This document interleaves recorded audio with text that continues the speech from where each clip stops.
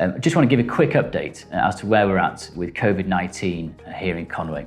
You may have seen in recent news articles that the virus is coming down steadily in this area over the last few weeks.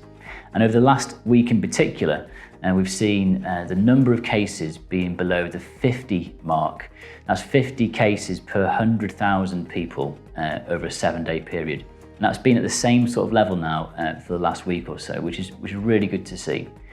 In fact, one day this week, we actually saw 0 cases, which is the first time that's happened since August. So clearly, we're seeing a reduction in the level of the virus in Conwy, and that's down to all the hard work that everybody's putting in to live within the restrictions that are imposed on us at the moment and keep this virus level to as low a level as possible. So I want to say a big thank you to everybody for all that you're doing to live within the measures at the moment.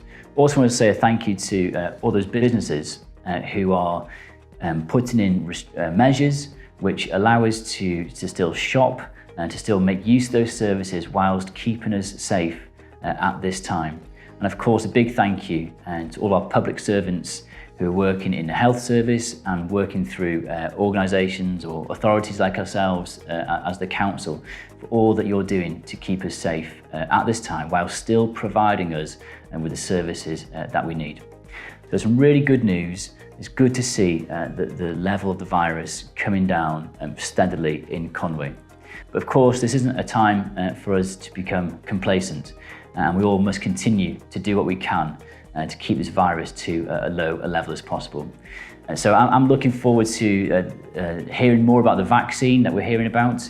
And of course, as a local authority, we're working closely with colleagues in the health service, in public health as well, to see where we can support when the vaccine becomes available, to see that rolled out in the best way possible in our area.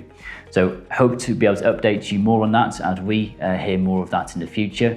But again, just want to say a big thank you to all the efforts being made at this time.